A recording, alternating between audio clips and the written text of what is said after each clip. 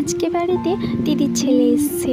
ছেলেটা এত বদমাস, সারাদিন শুধু ঘরের জিনিসপত্র নিয়ে ছোড়াছুড়ি ভাঙচুর এইসব করতে থাকে। মাথায় একটা হঠাৎ আইডিয়া এলো, ভাবলাম একে একটা এমন জিনিস দেবো যাতে 2 মিনিট একটু শান্তিতে থাকে ও আমাদেরকেও শান্তিতে থাকতে দেয়। একটা ক্লে দিয়ে বানানো এই পুতুলটা দেখেছিলাম, আমি ভাবলাম আমি যদি ওকে বানিয়ে দিই তাহলে হয়তো একটু শান্তিতে এইটা নিয়ে খেলবে। তো চলো বানানো শুরুও করে দিলাম। তারপরে সত্যি সত্যি দেখি বানিয়ে দেওয়ার পরে ও এতটাই খুশি হয়েছিল যে সারাদিন ওইটা নিয়েই খেলছিল। এইটা দেখে তো আমার দিদি বলে, বোন তুই হয় আমার বাড়িতে চল, না হয় এরকম আর 4টাখানি পুতুল বানিয়ে দে যাতে আমাকে একটু বাড়িতে শান্তিতে থাকতে দেয়। সত্যি সত্যি ও খুবই খুশি হয়েছিল, আর এইটা দেখে তো আমারও খুব ভালো লাগছিল। তবে ভিডিওতে আছে ও এতটাই খুশি হচ্ছিল, এই যে দেখুন।